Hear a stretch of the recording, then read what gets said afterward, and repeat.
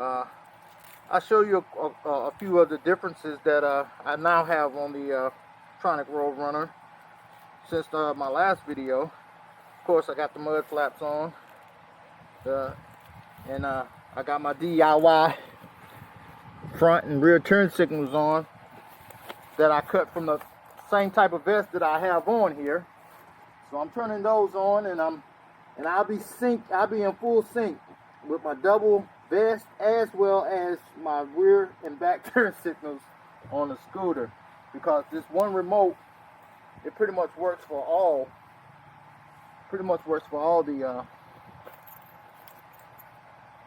the products that this company makes that does these vests. And I'm rocking the Predator DHS6 because I don't plan on riding wide open. I just plan on cruising for a little while and then getting back here to the house and turn on my rear lights. I got rear back lights as well, and I'm gonna let them blink. Visibility check is good all the way around. Turn signals are working.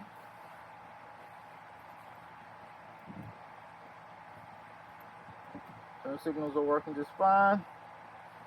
Back in the front, we're ready to rock and roll. It's your boy John here with another update about my experience with the Tronic Roadrunner, or the Roadrunner Tronic. I'm not really sure which one they're calling it by, but I think Roadrunner Tronic is what Voromotor calls it. However, you know, disclaimer before we get started in my riding experience for today. I am not a person that's being paid by Voro Motors. I paid for the scooter at the retail price, $4,500, and when I bought it, I knew what I was getting into. I knew that I was getting into a pretty much raw product that is not fully established and does not have all the kinks ironed out of its process of production or its shipping process. So, as I've mentioned in previous videos, there were a few hiccups in the ordering process of the video, but however, I knew that I was getting a raw material. I knew I was getting something that I could do my own little amenities to in order to improve upon, and you know, and just make it whatever I wanted to make it out to be. And you know, just for instance, I mean, look at the body of the Tronic Roadrunner. Or the Roadrunner Tronic. The body of it is just basically two panels, one on each side, you know, and it doesn't fully cover, and then one in the front underneath as well that I just recently put on, and it doesn't really cover all the internals of the mini bike, which is something that, you know, in the long run could be damaging to the internal parts of it, but that's not an issue for me, because whenever I purchased it, I realized the potential of it, and I said, well, you know, I could see myself, you know, maybe being creative and customizing a body for it, or having someone to customize a body for it. What I purchased this mini bike for was the technology and the collaboration by a company here in the USA to present a PEV product that, you know, that's unlike anything else on the market. That's what I invested into. So that's my disclaimer before I get into my experience with the Roadrunner Tronic. However, one of the things that I know that I had to do, and it was imperative that I do it, was I had to raise that handlebar up higher. You know, I'm 6'3", and my legs are like giraffe's legs. They are long, and they were kind of like protruding forward towards the handlebars. And whenever I was riding, it seems like just turning the handlebar a few inches would literally put it right on my knees. And I didn't feel comfortable about that. And so I rode around on the scooter while I was waiting on my handlebar extender to come, and just to get a feel of its power, just to get a feel of how it rides, You know, and most of those times I didn't bring a camera along with me because I knew that, you know, hey, I don't want to give an unfair review about the Roadrunner Tronic while it has the, you know, the discrepancies that makes it riding, you know, that the discrepancies that make it uncomfortable for a person of my height and my weight, etc. And so I said I'm going to add the amenities to it, and then I'll talk about the amenities that I added to the mini bike, as well as how they improved upon the riding experience of it. And just look at how that handlebar extender lifts the handlebar up above my knees, and it makes riding this mini bike so much more comfortable. And another amenity that I added to it was the motorcycle cushion seat. That seat on the Roadrunner Tronic, I don't understand why in the world, Vero Motors, why did you guys have such a hard ass seat on a scooter with no rear suspension? Just the seat alone has the ability to make you forget all about the suspension, and that's exactly what this air-filled motorcycle cushion seat did for me. When I'm riding now with this cushion, of course, on this ride I had a little bit too much air in it, and so I had to to let a little bit of the air out of it so that it would be a little bit softer on my tushy, and as a result, I mean, the bumps, I rode on some pretty bumpy roads, as you'll see on this ride, but they did not impact me as much as I thought they would. And then the front suspension, it works wonderfully. I mean, the play in the bounce of the shock whenever you hit a bump, I mean, it's excellent for me, you know. And mind you, with all my gear on here, which is, you know, I got minimum gear on here. I got my elbow pads on, and I got some light knee pads on underneath my pants, and then, you know, and then I got the, you know, the Predator DH6 helmet on, which is a pretty lightweight helmet. Everything is pretty lightweight on this ride here, you know, and I did so on purpose so that I could, you know, see what kind of range I could get. And on this particular ride, this was close to 20 miles. Basically, you know, I just rode it in real world riding.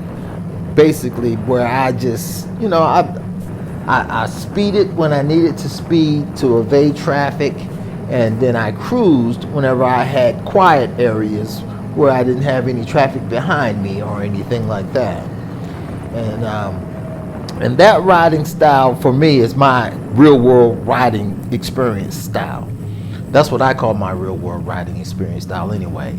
And so here, you know, I'm just enjoying the power of those Tronic controllers at close to 240 pounds with my gear. I can't believe that this mini bike was able to perform in the manner in which it did. Although I only rode close to 20 miles, and and my battery percentage at the end, which I'll mention, you know, probably you'll see me mention at the end, was around about 25% remaining, but the scooter did not die. The mini bike did not die. It brought me back to my destination. And I think one of the other things that I like about this bike in particular is the fact that it has so much space to include any amenities or any extras that I need to add on to it. You know, I got these lights on here. They're pretty inexpensive lights that I got off of Amazon, but I was able to strap the battery pack right there in front of me on my handlebar neck, and I was able to run the wires in a way so that there wouldn't be a bird's nest of wires all over the place.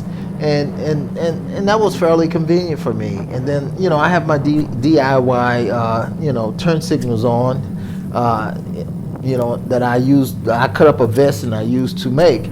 And the only reason why I did that is because I like the ability to be able to have access to a wireless system where you got your turn signals and you don't have to worry about wires being all over the place. And then you got low lead lights where where you're not using up a whole lot of battery, so that they can last, for the duration of your trip. And I just rode over a railroad track there, and you notice that I didn't move my butt up off the seat, because that air-filled cushion on my seat, as well as the front suspension, it made that bump almost, like it was nothing. And I know that there's a lot of people out there who are saying that, the Roadrunner Tronic or the Tronic Roadrunner is not for me, because, it has no suspension in the back, it this, it that. But you know what? I'm a consumer who believes in investing in products that are being produced or assembled right here in the USA, and not because I'm against other countries, but because I am a supporter of the manufacturing process here in the USA.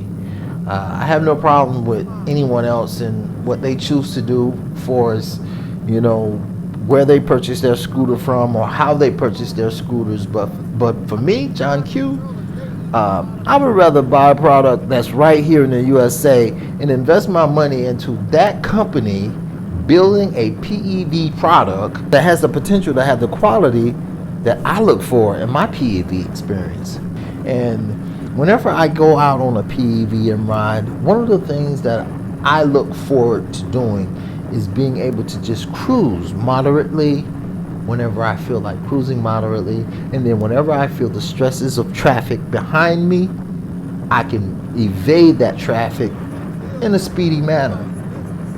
Now, one thing that I can say about the Roadrunner Tronic, all the hype that has been put up about it being a very, very fast machine, I don't think it's 100% accurate. And I'll bring back my disclaimer again and say that I'm not being paid by Voro Motors or Rion Motors, but I know one thing for sure: the Tronic controllers and the way that this machine performs is so efficient. And I think I read a review on Voro Motors about a guy who said that, the battery doesn't last long and that the range is not good and things like that. But for me, at 240, 6'3", I think this machine, it outperforms the price in which you pay for it, based on or compared to other products with similar specs on the market. Now, that just might be me not really knowing everything about what's on the market, but that's just my experience from what I see. And I hope that anyone watching this video will ask yourself, what exactly am I looking for when it comes to the performance of the PEV that I would like to invest my money into? Well, I can say for myself, what I look for is something that will give me a quality performance experience that kind of like outshines any other experience that I've had. And I can say that, the Roadrunner Tronic, it does that for me. Actually, I can't compare it to my Wolf Warrior, and I can't compare it to my Dualtron X2. All I can say is that the smooth delivery of power from the Tronic controllers and the quietness. It's just something about being able to advance that throttle and then not hear all of the whining of the electric motors, but just enjoy the moment and the quietness of the moment around me. I don't know if that makes sense, but it makes sense for me. And I wouldn't encourage anyone to invest in something just because they're looking for speed. I say invest in something that gives you the experience that you're looking for in a PEV. And as I was saying earlier, I don't think that the Roadrunner Tronic is all that it's hyped up to be when it comes to its top speed and things of that nature. And I know it's probably mostly because I'm heavy. I'm a heavy guy, and you know, pushing close to 240 or maybe a little bit over 240 with my gear. I don't know. But there's a math that just doesn't add up. And the math that doesn't add up to me is this. Now I have the Dualtron X2. It has 250 amp controllers. The motor wattage of the Dualtron X2 is less than that of the Roadrunner Tronic. The Roadrunner Tronic has two 5,000 watt motors. The Dualtron X2's motors are not 5,000 watt motors.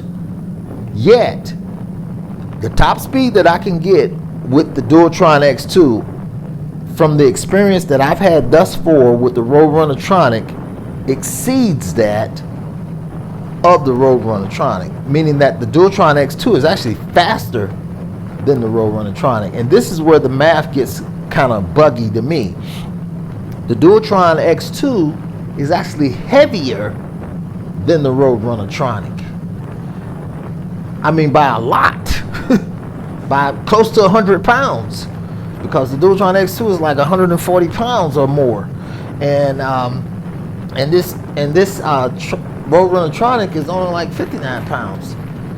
Yet, the Dualtron X2, along with its weight, can pull my weight at close to 60 miles per hour and sometimes a little bit over 60 miles per hour with a full battery charge. Whereas the Roadrunner Tronic, I'm not 100% for sure if I have all of my settings completely turned up. I'm not sure about it. But I know because I'm not familiar with the VESC app and how to completely tweak my Roadrunner Tronic right now so that I can get its maximum potential or maximum ability. I'm not familiar with that yet. I've been studying that. That's what I've been researching and saying to myself, well, okay, well, what do I need to learn in order to completely tweak all of my settings so that I can get the best performance out of the Roadrunner Tronic for my height, my weight, etc. But I do know what I can do with the Dualtron X2 because I've tested it to the limit on all levels, you know, with all settings, and those are the P settings. I mean, it's easy to max out the P settings on the Dualtron X2 with the mini motors display, but it's quite fickle in order to use the VESC app to tweak the Tronic controllers.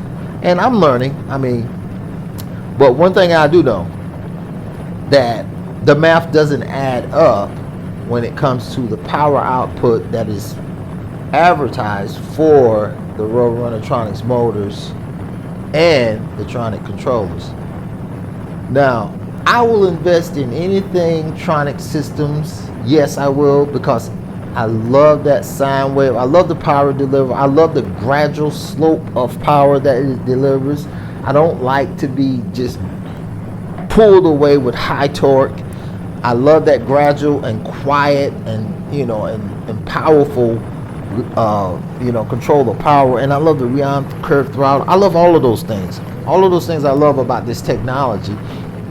But I would not hype up the max output information that is being portrayed right now about the Tronic systems controllers.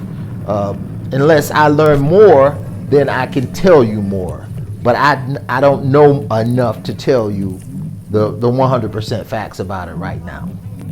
I'll let you feel it, but don't. This is how you ride it. This is the throttle right here. See, you roll it forward. These are the brakes. Don't go too hard. Don't go down too hard on it, because that, if you go down too hard on it, it's gonna throw you real fast, because it can go up to over 50 miles per hour.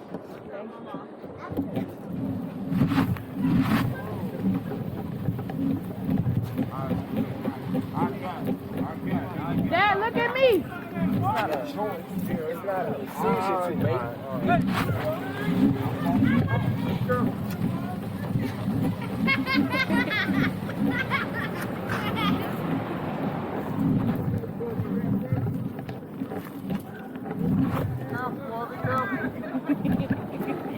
Come on. You can't handle it. He ain't ready for it. He ain't ready for Can it. I go to the house? I promise you, he ain't ready for it. Nah, boy, you ready for this thing? Look. You about to. That's what you call a whiskey throttle. You gotta take your hand off the throttle when you get off that thing, boy. It's a mini motorcycle, electric motorcycle. How fast? So. Oh, I'm sorry. I didn't know I was doing all that. I'm sorry.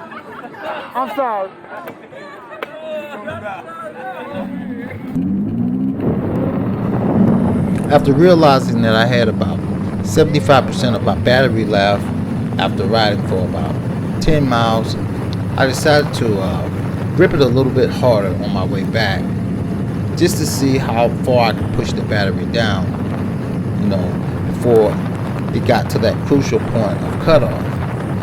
But as you can see, I pushed it pretty hard, but the battery still held up just fine. And I didn't even notice a significant lag in the amount of speed or power output that the mini bike performed at. And I was really impressed by that. And it's kind of right in harmony or right in line with my experience with 72 volt batteries. 72 volt batteries really do have the potential to last a lot longer than anything under that amount. And I learned that with the DX2 because, I've had the DX2 for almost 2 years now, and I've yet to drain the battery completely on my ride. Even after having a ride that was like 47 miles. And yeah, I regulated my speed because once you ride electric scooters for a period of time, you know exactly where your threshold is at that you have to ride at to prevent yourself from running completely out of battery. And you know how long the stretch must be basically for you to ride at, in eco mode and around about gear 2 and keeping your speed at around about 25 to 30 miles per hour. And if you can manage being disciplined enough to not go full throttle for long periods of time, then you pretty much can manage how much battery drain you will experience on a ride. That's just my experience. Someone else might have different tips, but that's just my experience. And so I ride pretty much basically the same routes or the same roads all the time. So I pretty much know where my power percentage is going to be based on where I'm located at, so that I can always ride moderately so that I can make it back to my destination without running completely out of battery. And something else that I find awesome about the Roadrunner Tronic is look at how quiet. All I can hear is the air gushing in this video, and that's basically the same sound that I hear when I'm riding. Those controllers are just like quality. I mean, the way that they put out power and how quiet they run is just amazing to me. I was looking for something that gave me the Rion thrust feeling, since I'm still waiting on my Rion thrust. And I think that, the Roadrunner Tronic, it satisfies that desire to have something that has technology, that has the Rion thrust, type of feeling to it whenever you're riding it. And about the Rion curve throttle, I mean, this throttle is like, it's like precision.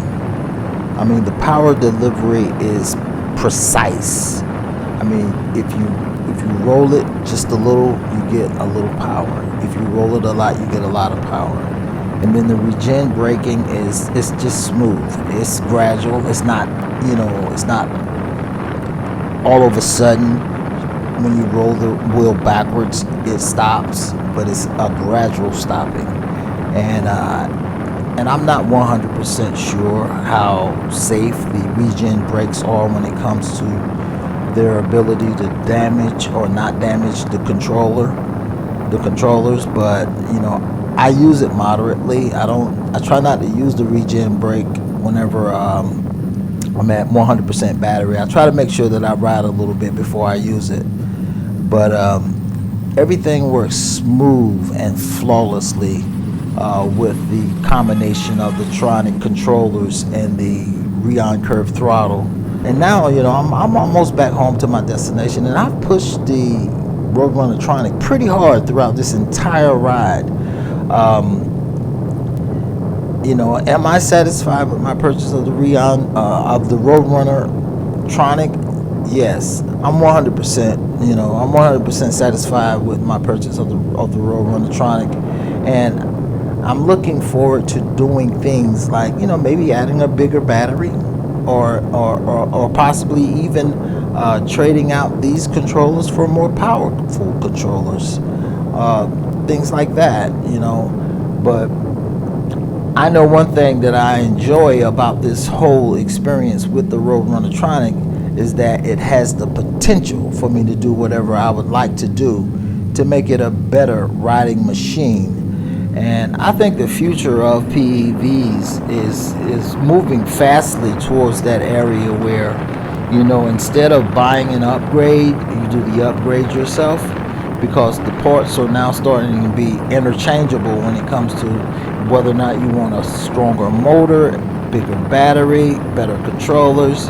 And with those options now on the market, hey, why not just simply upgrade what you have?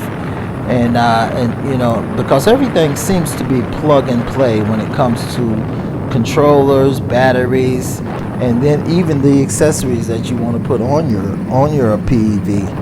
So here, riding the Roadrunner Tronic, it was an amazing experience today. And like I said before, this was the longest trip that I took. It was a little bit over 20 miles, and I pushed it pretty hard, and it stood up. It didn't it didn't malfunction or go into a situation where I would be looking back at Voro Motors and thinking about my warranty. It didn't malfunction, it didn't break down, it didn't do anything out of the ordinary that would give me any indication that it would not last, or that it was not a solidly built mini bike that I could depend on to get me from A to B if I wanted to take a trip and not worry about it malfunctioning or breaking down. The only thing right now that I'm concerned about mostly is the VESC gap, and it's in how to use the VESC gap to tweak my controllers to get the best and the best output, so that I know that whenever I'm riding with my settings at their peak whenever I choose to do so, or I can just go into the app and reduce the settings on the front wheel, and make more power go to the back wheel, or whatever the case may be. But right now, I'm not 100% confident on doing something like that with the VESC gap, and that's something that Voro Motors or even Rion Motors should take into consideration for their customers. A user manual in order to tweak the settings on their machine, because I think that it is an excellent selling point to be able to have that option to adjust your power settings. And hey, why not just go ahead and go the extra mile to print out the instructions, or have someone to give the customer a layout of the options that are available for setting up the controllers with the VESC app. And I would even say, hey, create your own app if you can do that. If that's something that's possible and that's something that's feasible, I say create your own app as well. But so far so good. This machine, it seems to be a very solid machine.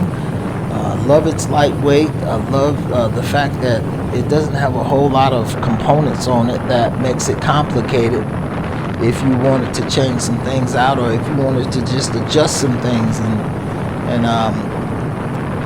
the things that are that most people complain about that are missing, they are insignificant things to me. You know, like the suspension. I mean, hey, I can get around the suspension. I'm even, looking at options to change the seat out completely so that I don't have to just ride on top of a cushion. I can ride, on a seat that's a little bit more comfortable. I'm loving the setup with my handlebars. My handlebars are perfect now. I don't have to worry about them being so close to my knees that it makes me drive a little bit more cautiously. I'm loving the fact that the tires are, nice size tires that can pretty much handle some of the road imperfections that I run across. Although I do watch out for and try to avoid potholes and things of that nature. Woo! Oh my goodness. Oh my goodness. Oh my goodness. That was the longest distance that I've traveled. Wow. That was an amazing, amazing ride. It's hot out. I stretched it out. I really, really stretched the Roadrunner out, man. I mean, I put some pressure on the Roadrunner, and she stood up like a champ. I mean, since I've lifted my handlebars up, the riding is a whole lot more comfortable. I can't overemphasize that enough. Just lifting those handlebars up made this bike ride from like day and night. And I had this handlebar extension kit on it here, and it's pretty much solid, rock solid. The lights that I have on here, they were very visible, even though because I was mostly riding in areas where it was kind of shaded. But the only other thing that I've done is I just put that front plate up under here because I wanted to avoid any dirt flying up in there where the battery is at. And as you can see, everything down in the battery compartment, it looks good. It looks real good. I just pushed those Tronic controls pretty hard. It was over 20 mile ride just then. And they're a little warm, but not bad. Motors are a little hot. I'm finna get it out of the sun now and put it in the house here. And I'll wait for a little while before I charge the battery. Before I charge the battery back up, so that I don't have to worry about the charging while it's too hot. And I can go ahead and turn off my lights now. But I was very visible on the road, I think, and gave my family an opportunity for the first time to see me riding on this little mini bike, and they thought it was hilarious. They thought it was just hilarious, and I was like, man, this is a blast. I'm loving this thing. Turn my vest off. I'm loving the DIY turn signal type setup, and although those those fluorescent pads on the front and the back don't look all that appealing, I love the safety. I love the safety bonus of having something like that to see me from the front and in the back. I threw some high speeds at her. I threw some some just nice casual cruising at it, and everything that I threw at the Tronic Roadrunner, I mean, it stood up like a champ. So it's showing that I'm down to 25%, and I pushed her pretty hard. So with that, guys, it's been an amazing ride. Still loving the Roadrunner Tronic. Okay, is there anything about the Roadrunner Tronic that I would complain about? No. This machine has so much potential. I mean, I rode it pretty hard, and I'm surprised that I didn't run completely out of juice. In fact, I had my phone on standby waiting to call my wife just in case I did. But I pushed it hard. I mean, I really pushed it hard. Okay, with that, this is your boy John Q, and I'm out.